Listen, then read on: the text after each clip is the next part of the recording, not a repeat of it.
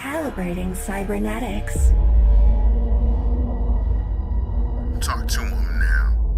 AT, Andre. Come on, Dre. Yep. Tripping with Let's Go. Woo! Tripping with Theo Bold. What's your name? Theo so bold. Yeah. Driggity. Let's go. Tripping with Theo Bold. Tripping. What are we doing? Tripping with Theo Bold. Come on, Dre.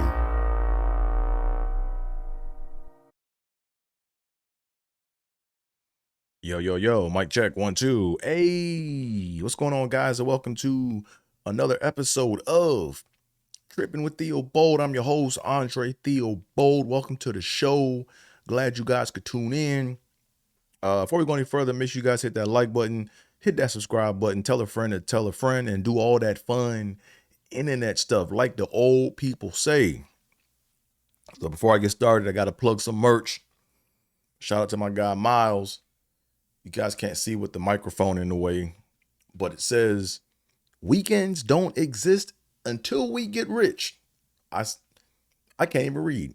It's kind of hard to read when you looking at the screen, it says weekends don't exist till we get rich, right? Weekends don't exist till we get rich. Shout out to my guy, Miles. My guy, Miles, is doing a lot of things on social media right now. Had to wear his shirt, his brand. Miles, aka Clappington. That's between me, him, and Christian. It's like an inside joke between the three of us, man. But now shout out to Miles, man. With the merch, I believe on social media you can follow him at Stay Eatin' Bruh, right? If you put in Stay Eatin' Bruh, it'll let me just double check to make sure. Here we go. Let me just make sure I'm getting this right. Because you got to make sure you plug people right?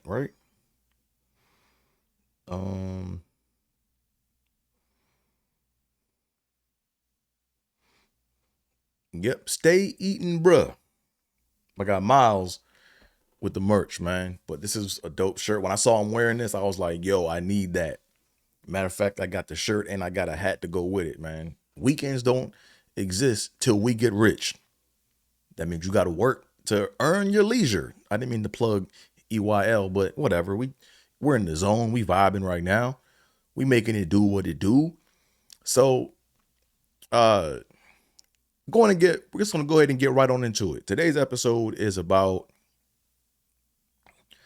Bronny, and Sass.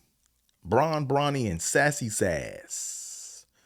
If you don't know what I'm talking about, I'm referring to the whole saga going on between LeBron James, Bronny James Jr. or Bronny James, and Stephen A. Smith, right? Like, this basically just divided social media in half, And I had respectful conversations with people on this. Like I said, there's no disrespect, but we've had meaningful conversations, or I've had meaningful conversations with, colleagues of mine, and we discussed this. And the thing that was real funny, what's funny about, I noticed about these conversations, or just who takes whose side, is all the LeBron fans with sons are like ride or die with LeBron. It's like, that's like the male version of the Beehive. You know what I'm saying? Like, if you can't say nothing wrong or nothing bad about LeBron, And like I said, I'm not a LeBron hater. I'm not a fan, but I'm not a hater. Damn sure not a hater. You know what I'm saying? But I'm gonna go and give you my 2 cents on the shit. Can I cuss shit? Yeah, I can cuss good. Had to make sure I checked the timer, because they have a thing on YouTube where if you cuss under 2 minutes, they just put your video down in the basement somewhere, So I'm past 2 minutes, so I'm good. I can talk free-ish. All right, so here's my 2 cents on it. All right.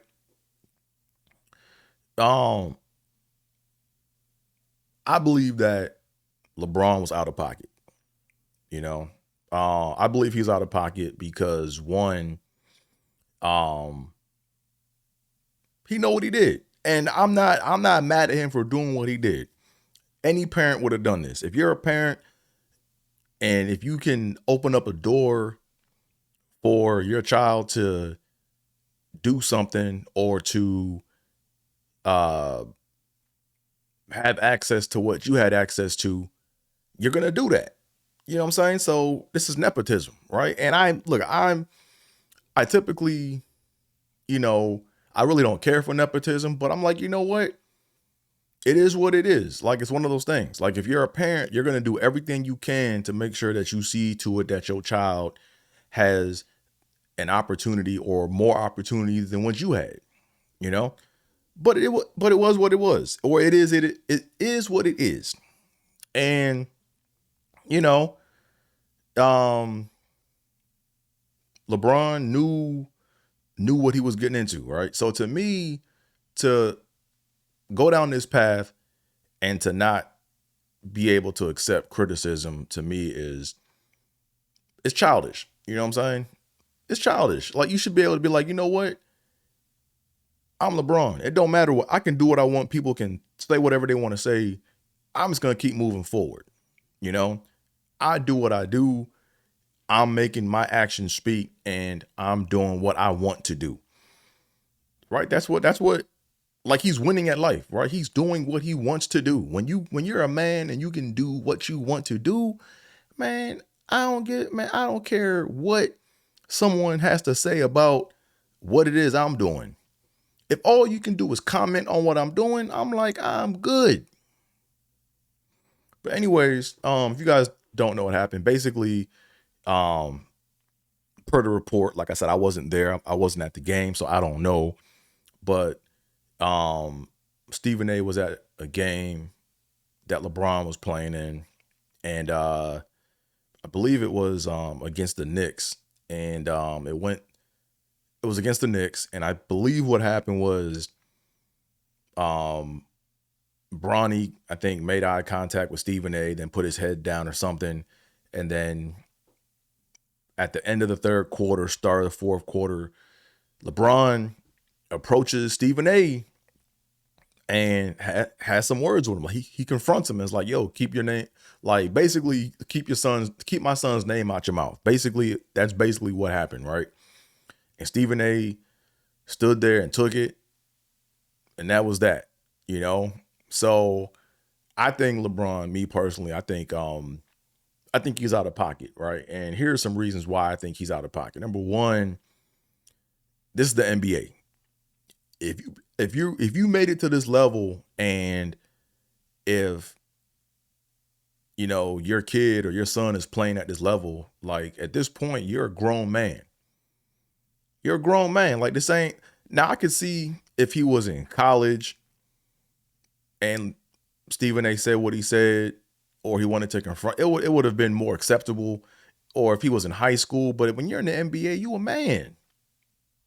You a man. Like, this is like, it's my look. My opinion is no man should be speaking up for another man in a professional sport.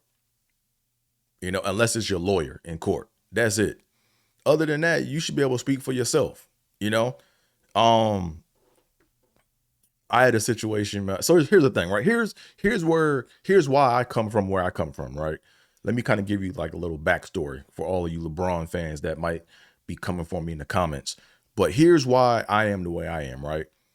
When I was a youngin', when I was coming up, you know, I used to spend my summers in Buffalo, New York, right? And I used to be like, I would be in the hood area. I'd be in the hood part, right? My grandma stayed in the hood area of Buffalo, right? Over there off Stevens and Grider. If you know anything about Buffalo, that's a hood area, you know? So I would spend my summers over there, and I used to get picked on. I used to get bullied. I used to get picked on. I got jumped. You know what I'm saying? Yeah, like, I was dealing with life, as they say, you know, when I was a youngin' over there, right? And Uh, let me tell you this story right quick, right? So, um, I thought about this story and then I tried to recant it and I was like, oh no, this is how I remember it. So this is like the best of my recollection of what led up to what my grandma told me and how she instructed me how to move forward in life. But basically, like I said, I was out in the streets, you know what I'm saying, fighting and scrapping, getting jumped, you know what I'm saying, whatever it was. I was running from fights. I did more running from fights than I did fighting, but I had to fight a few times or whatever. But it was me and my cousin Robert, and we were down like one far end of Stevens. And Robert, my cousin Robert didn't want to fight this dude that was talking trash to him. So when the dude came out and squared up, Rob started running. So I ran with him. So me and him were running, and it was like maybe like 10 or 15 people like running after us, right? And we were running, like Robert could run, right? I was like, me and him were running, and then we got to the porch, and the people that were chasing us stopped chasing us like a block down. And when we ran to the porch, you know, my Uncle Sammy was on the porch. And like when we got to the porch, it was like a big sigh of relief, you know. We were like, oh, yeah, we're safe. We made it, you know. And then my uncle was like, you know, why y'all running?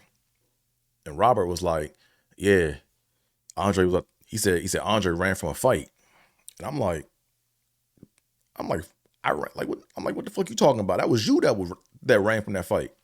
Anyways, my Uncle Sammy got mad and was like, Nana, Nana, Nana. He went in the house and told my grandma, he called my grandma Nana. He's like, Nana, Nana. He said, Andre had to running from fights. And my grandma came outside on the porch and she said, don't you ever let me hear about you running from no fight and not sticking up for yourself. She said, if I ever catch you running from a fight and not sticking up for yourself, I'm gonna whoop your ass, then I'm gonna get your Uncle Sammy to whoop your ass. So if you run from a fight, just know that you running into two ass whoopings. Just know that. Just know that you running into two ass whoopings. So from that day on, I was like, yo, you know, I gotta defend myself. You know, ain't nobody coming to save me. Right. So I got that message put in my head early in life. You know what I'm saying? Nobody's coming to save me. Right. So to me, it's like if I had to learn this lesson when I was 12, 13 years old, like Bronny is way older than me now. Bronny's in the league. You know what I'm saying? So to me, if Bronny has an issue with what Stephen A said, Bronny should go address Stephen A.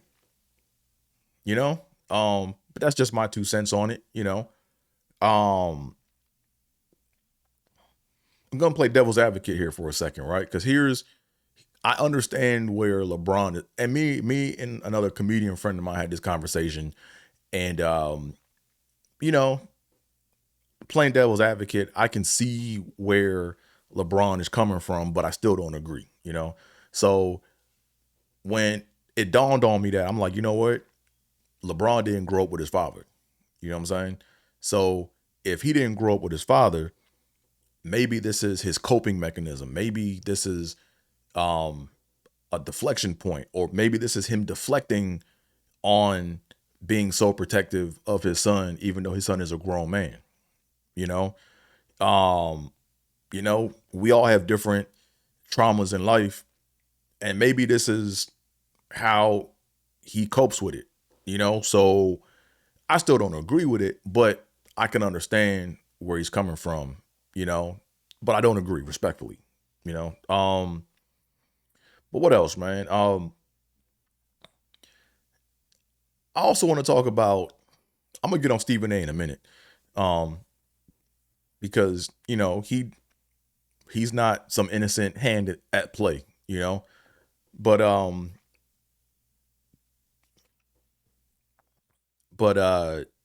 wanted to say one more thing um about the situation, right? So basically, this is a prime example to take heed to the 48 laws of power. If you guys know anything about me, I read the 48 laws next to my scriptures, right? I make sure that I digest all the 48 laws of power. I make sure I just digest them, man, because the 48 laws of power are real. Whether you like it or not, there are power games being played. And if you don't understand how power is being applied to you, and you don't know how to, if you don't even know how power is being applied to you or what people are doing to you, you can't build up a defense such that when they do inflict the power on you, you have a way to overthrow it. I hope that makes sense. But now the 48 laws, man. Shout out to Beanie Siegel, man. Beanie Siegel said the 48 laws polish my flaws, right? So, anyways, there are two laws that are at play here with this whole Bronny and Sass situation. All right, there's two laws, Law 9 and Law 41, right? Law 9 is win through actions, never argument. Right? So that law to me is more applicable to Bronny, right? And LeBron can also kind of apply to LeBron too. Like LeBron in private could be coaching his son to be like, look, are you gonna let Stephen A talk shit about you and shit on your career like this? He said, look, this is what we gonna do. You gonna make it your personal mission to be the best player that you can be. And you should have it in your brain locked in to where when your numbers get better and Stephen A wants to have a sit down and do an interview with you, you should just be like, nah, you just disregard him. Right? Because that's going to basically shut him up and make Stephen A look bad in the end, So I'm always a big fan. Like, look, I'm gonna tell you like this, right? Like when I play sports and if I suck, my mom told me I sucked to my face. You know what I'm saying? She didn't say it in those words, but I mean, she wasn't gonna stick up for me. You know what I'm saying? Like if someone said I was trash, she wouldn't be like, don't talk about my baby. Now my mom wasn't one of them. She'd just be like, oh, she wouldn't say nothing. Right? Because the actions speak for itself. Like for example, right now, right? Like someone could come on this podcast and say, man, your whole podcast is some shit. Your whole podcast is trash, And I'm not looking for my mom to come out and defend my podcast. She's not going to defend this shit. She probably won't. As a matter of fact, I don't want her to. If someone comes out and says, man, this podcast is shit, what you doing is trash, it's terrible, fuck it then. Nah, I don't want no one speaking up for me. I'm a man. I can stand for myself. I can speak up for myself, But now I remember one summer I was running summer track, right? Because I thought I was gonna make it to the Olympics one day, and I was the second fastest in my high school. But when I ran summer track I ran against Glenarden. If you're from Maryland, if you're from the DMV, you know about the Glenarden Track Club. It's just an army of just blue and yellow niggas, just in blue and yellow, right? Just an army. Like they just have, it's like everyone goes to Glenarden track camp or track club, right? Like back when I was running track in the summer league, it was Hummingbirds, you had Glenarden, you had New Wave, but Glenarden was like they took over all the meets, and they had all the fast motherfuckers on Glenarden. So anyway, I thought I was fast, and I ran summer track, tried to qualify for USATF, junior nationals and shit. And man, I was getting cooked. I got cooked, man. I was getting dusted, man. Like these cats was running like 20 point, like in high school. If you know anything about track and field, if you run 20 point in high school, that's just fast. In the 200, in the 100, these dudes were running like 10.3, 10.4, like world class times. So anyways, I remember my mom, she recorded one of my races or she recorded one of my 200s. And I was flanked on, well, I had one guy from Glenarden in lane 5.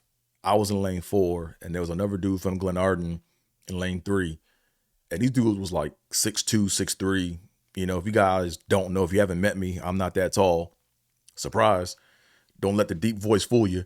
Yeah, I'm only about what 5'5", if that. You know. But anyways, I ran the 200, and my mom had it on camera, right? So she recorded the race.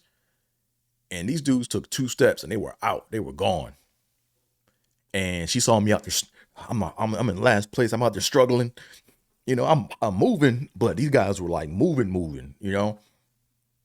And the first guy passed me. That's all you saw, right? Just these 2 dudes just went right past me. And my mom had the audio on. And she was like, First she was like, come on, Andre. Come on. She's like, well, damn, nigga. Ain't you gonna try to run? Wow. He's getting smoked. Damn. Well, we're not gonna be out here too much longer. And that was it. Cut the tape, right? My mom said that all on the tape. So she ain't defending me. Like if I'm outside stinking it up, she ain't gonna defend me. So end of the day, to me, LeBron was out of pocket for doing that. Like, right? It's like you have to learn how to, at the end of the day, when you raise your son and you're trying to raise men, you gotta let men stand for themselves, you know? So that's that, right? Now let's get on Stephen A. So I'm not a big fan of Stephen A. Smith. You know, Stephen A. Smith, here's the thing, right? You have to respect his skill set. He's very, what's the word I'm looking for? He's elocucious. I can't even say the word, right? But he's good. He knows how to use words. He knows how to use big words. He probably uses big words when he doesn't need to. I was a fan. I actually was a fan of Stephen A. when he was with the Philly Inquirer in Philly, because I went to Temple during that time. So, you know, when I was at Temple, like, and I saw his articles and saw him, you know, cover Philly sports, I was a fan, you know. But now what he's turned into, I'm not a fan, you know. I respect what he does. I respect his platform. But to me, he's like let me take a sip of this water right quick.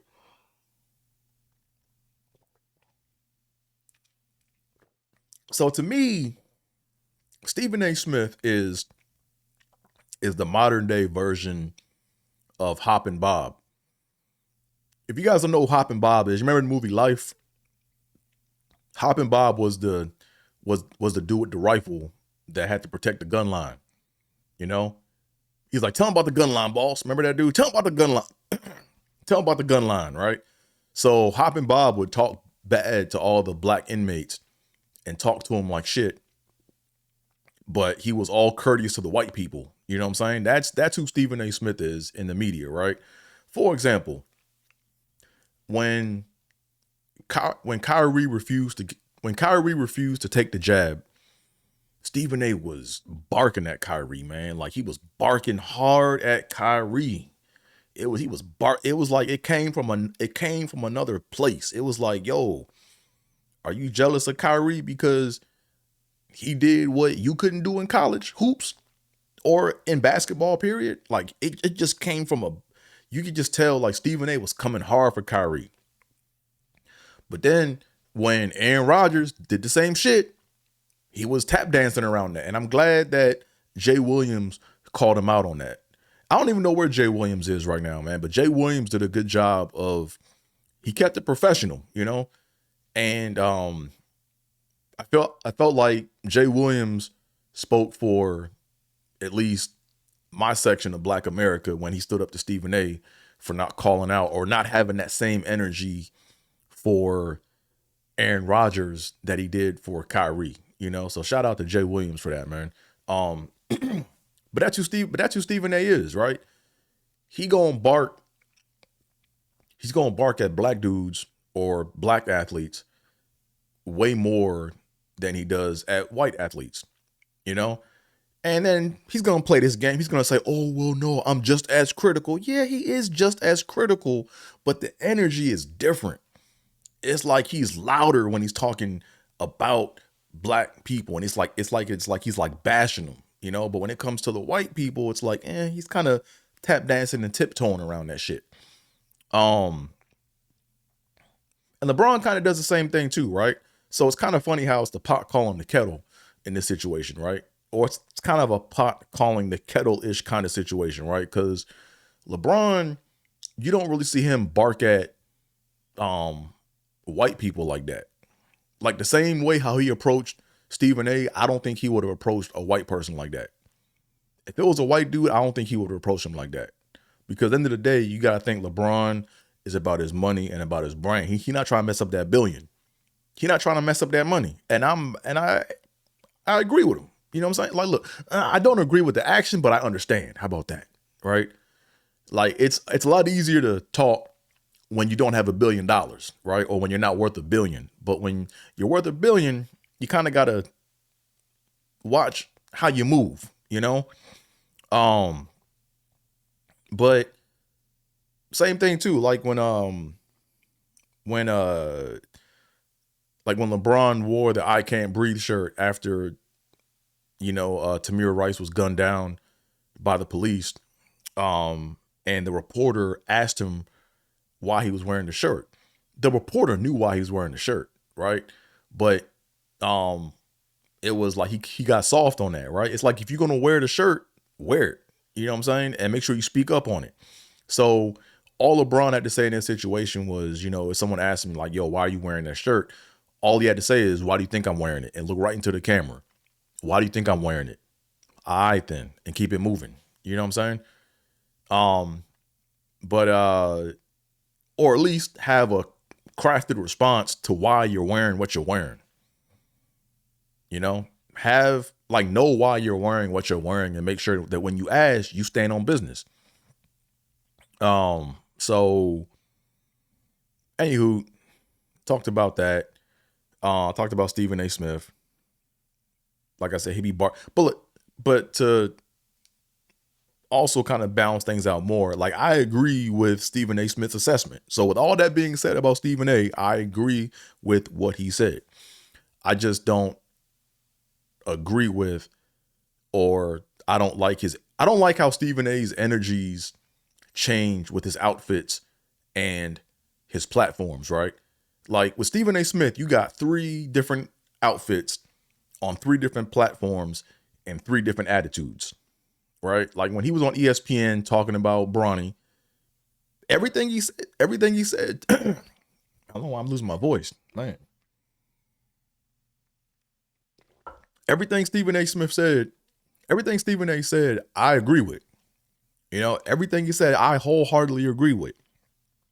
But when he had that suit on ESPN, criticizing LeBron, because really he was criticizing LeBron, right? Like he basically was saying, like, look, why are you putting Bronny in the situation? Right? Like, why are you setting him up to like essentially fail, But when he had that on, he had a certain energy. And when he was courtside at the game versus the Knicks, when LeBron approached him, he had a different energy. He was very humble. He had no choice but to be humble, because you're looking up at this behemoth, where it's like, yo, if you say the wrong thing, you might get slapped up, And then he went on, what was it?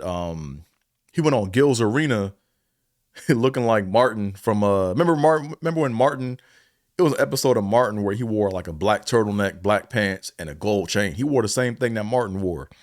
But he went on Gil's Arena and had a whole different energy.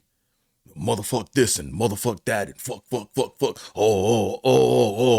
Oh. I'm like, man, Steven, come on, dog. You gave us 3 different energies and 3 different suits, man.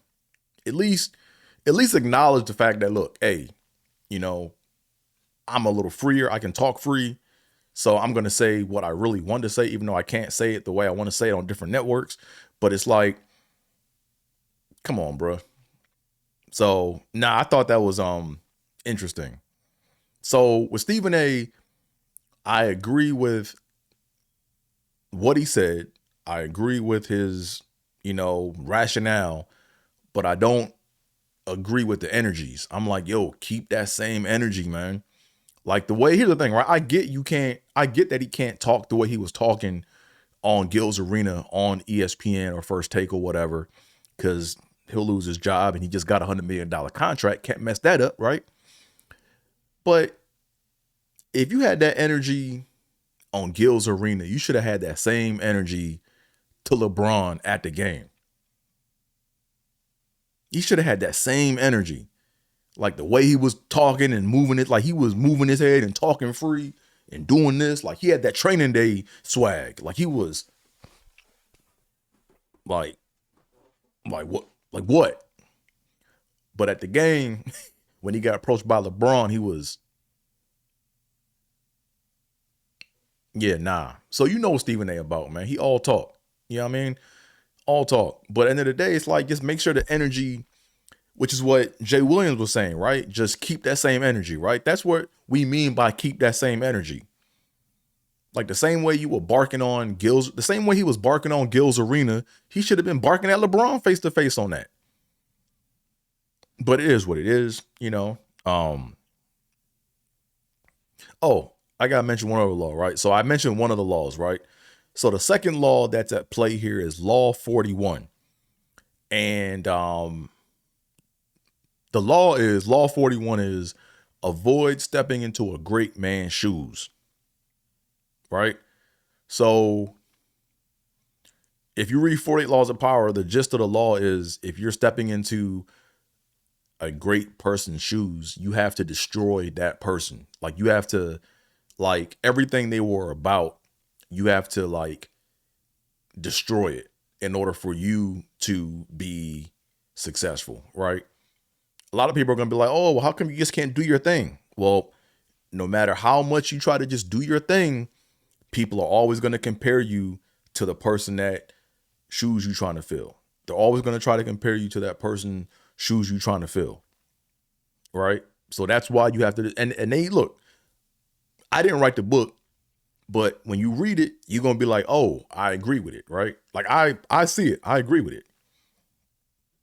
Avoid stepping into a great man's shoes. Right? That's like a very important law that applies to a lot of people in this situation, or in this specific instance, it applies to a lot of people, like for example, it applies to LeBron and Michael Jordan, right? When he came into the league, they were showing his games on TV, and they when I say they, I don't know who they is, but they called him the king before he even stepped foot on the court in the NBA. They were calling him the king. He said he's going to wear Jordan's number 23, right? So he was, whether he liked it or not, or whether we like it or not, the way things were shaping out is he was stepping into a great man's shoes, right? So by him doing that, everybody was comparing what he did every step of the way to Mike. And to me, it's like LeBron never fully became LeBron, Like I'm actually upset because I feel like if the media or whoever was strategically putting him in this position, I feel like if he just came in the league, wore a different number, and just balled out, and and just really just balled out, I think that it would be a whole different conversation right now. I really feel that. I feel like LeBron had way more potential and physical ability than Mike. I don't think he tapped into it as much as Mike tapped into his. That's just my honest opinion. I feel like I was robbed of seeing LeBron put up 100 points in the game. I think LeBron had a couple 100-point. I think LeBron had a couple 100-point games in him. But I think that we were robbed from that because as a society, we are conditioned to we're conditioned to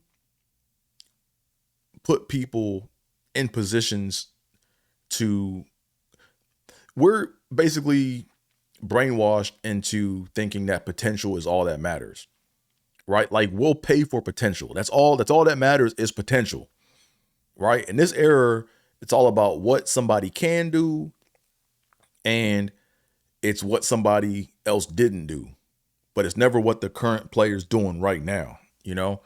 So to me, I feel like, LeBron,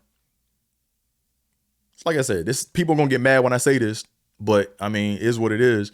But I feel like LeBron had the potential to be the GOAT, but he's not the GOAT. He's not. He's one of the best to ever do it. Like definitely top three of all time. But he ain't Mike. Sorry. I just seen something when I saw Mike play, it was just something totally different when I saw Mike play, But I don't want to get hung up on that. This is not what the episode's about. But I'm just saying that I'm drawing reference to Law 41, which is avoid stepping into a great man's shoes, right? And as you see, LeBron tried to step into Mike's shoes, and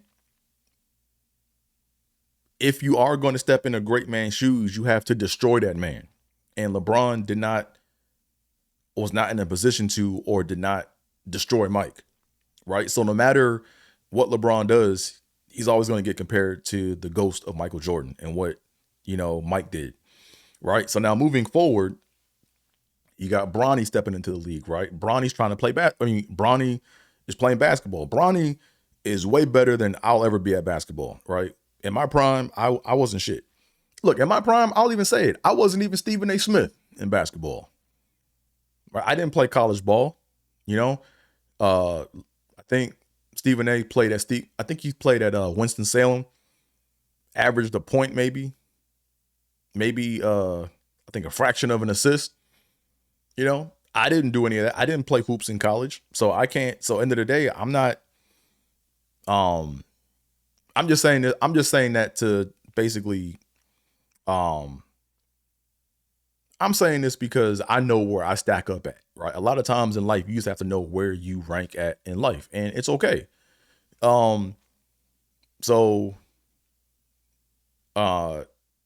Stephen A. Smith is no Bronny. Bronny is way better than Stephen A. will ever be at basketball, right? Because Bronny played college hoops and he averaged way more than Stephen A. averaged, But Stephen A. gets paid to talk about Bronny, so he had the right to say what he said about Bronny on ESPN or First Take. But now when we get to Bronny and LeBron, it's like the fact that that Bronny is playing in the NBA or playing basketball, he's always going to be compared to his father, So, I'm not saying that Bronny shouldn't have tried to go to the NBA or shouldn't have tried to hoop or whatever, but this is a lesson for everyone to learn, man. When you step into a great man's shoes, like you're going to be compared to what you didn't do as opposed to what he did. And the only way you're going to outdo the person's shoes that you're trying to fill is you got to either obliterate what he did to where what he did didn't even matter, or you have to destroy that person's character and reputation. And you got to read 40 Laws of Power. This is not my own logic, but when you see how it's broken down, it just makes perfect sense, because I don't want to actually make it about. You know what I might do? I might do an episode on Law 41. That's what I'll probably do. I'll do an episode on Law 41 and break down, the situation, because it was about a ruler and his son, and his ruler ruled one way, and his son, basically the guy's father was like a drunk and real savage, but he was the man. He was the king. Like he ran the whole country or whatever. And then when it was his turn to rule and to take over, he basically clowned everything that his father did. And his father was a drunk or whatever it was, and he called it out. So he had to be the total opposite of what his father was.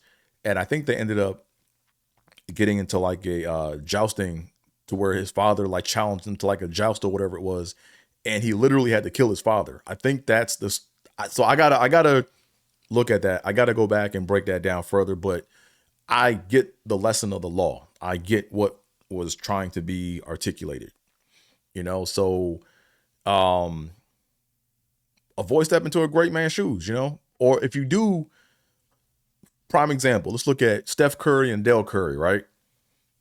I'm old enough to remember Dell Curry hooping for the Hornets. Dell Curry had a shot. He basically was like a light-skinned Craig Hodges that actually played in the games. You know what I'm saying? Craig, if you don't know, Craig Hodges was a three-point shooter that only really shot threes in the three-point contest, but you never really saw him in the regular season like that. But Dell Curry could shoot, and he was like on the court. Like he played with Alonzo Mourning and Grandmama, Kendall Gill, Muggsy Bogues. Like I used to watch them, right? Steph Curry did so well, or he basically obliterated what his father did so much that people don't even remember his father even playing in the NBA. That's how good Steph Curry is, right? So when you step into a great man's shoes, you have to destroy what they did, right? That's a prime example of that. Anyways, one last point I want to make about Jordan and his sons, right? So a lot of y'all gonna be like, man, well, you a Jordan fan, you ain't talking to. Look, I'm about to break it down to you right now, right? Jordan's sons, Marcus and Jeffrey, when they were, I remember the high school. A lot of people don't remember this, but it was a high school game. That they both went to this high school, and they played against Eric Gordon, right? This dude Eric Gordon's in the NBA right now, but Eric Gordon was like the number one ranked player in high school basketball. Eric Gordon, when he went to play Jordan's kids at his school in this it was, I think it was for either states or it was a game or whatever, but Eric Gordon destroyed Michael Jordan's kids on the court. Like it was disgusting. Michael Jordan looked disgusted on the court. Like he didn't want to watch that shit. Like he was getting destroyed, right? And reporters were talking about his sons and stuff, but Jordan didn't go off on him. He was like, yo, they just ain't got it. Like he just ain't say nothing, you know? There was nothing to say. And then you got Marcus Jordan, who's cutting up. You know, he was gonna marry Larsa Pippen, Scottie Pippen's ex-wife. You know, Scottie Pippen, you guys don't know, is Jordan's former teammate. And they asked Jordan publicly, like, what do you think about Marcus getting engaged to Larsa? He just said no. Like, man, a few words. Right? So when Marcus is out here messing up, you don't see Jordan out here. When Marcus is out here messing up and people are clowning Marcus in the media and you got sportscasters and announcers reporting on it, you don't see Mike running up on these people and yelling at them and all that. It's like, yo, at some point, your son is going to become a man. And when he becomes a man, he got to own his own actions, you know? So that's the moral of the story. You know, when you become a man, you got to be able to stand as a man and you got to be able to stand on it. It is what it is, you know? But yeah, I feel like I've said all that I needed to say regarding the matter.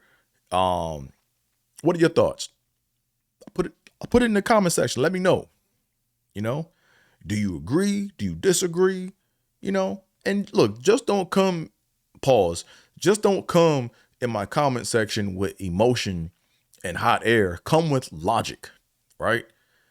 Like hopefully I've broken everything down from a logical standpoint to where, you know, you see where I'm coming from, right? And at the end of the day, we may just agree to disagree, you know? But that's all I got to say, man. You know, AT is where it's at on most forms of social media. Make sure you follow me. And without further ado, I'm out of here, folks. Peace.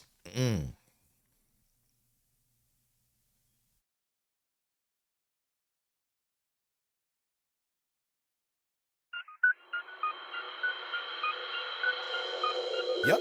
Tripping with Theobald. Let's go. Caliente. Tripping. Yep. Tripping.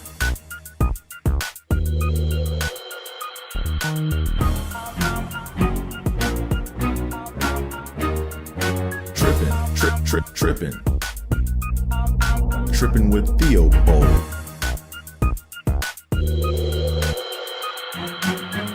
Tripping with Theo.